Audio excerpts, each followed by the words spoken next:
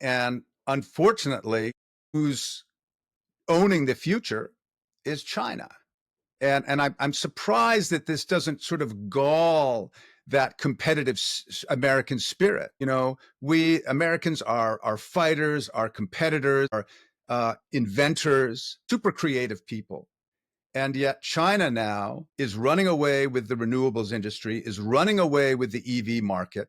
And Ford is content to offer an F-150 Lightning, but is leaning hard on gas-powered F-150 pickup trucks, which is a 20th century vehicle that has no relevance or real utility in the future that most of us would like to inhabit, which is one that has some kind of stable climate. And the F-150 is not contributing to that. And that's a super popular. Ford sells 1 million of them, and American oil companies are happy to gas them up.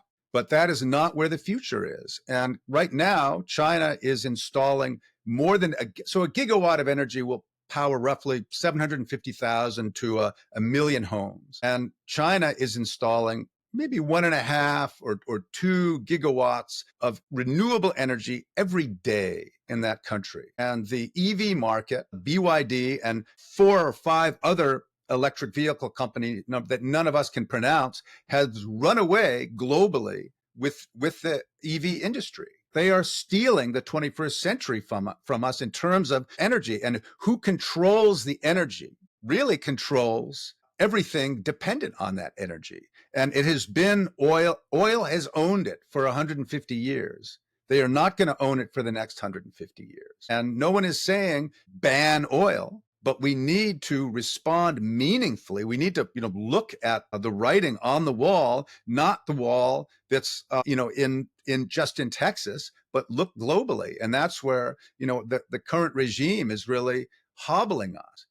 It's no time to take a provincial stance. It's no time to be kind of willfully protectionist and not respond to the needs of the rest of the world, which are one, a need for a stable climate and reducing CO2, and also for the incredible abundance and opportunity offered by renewables now. Solar is the cheapest energy ever invented, and battery technology is in its nascence. It's exploding right now. And so the possibility of having a stable renewable grid is well within grasp. And this is where Texas is actually a leader in the country.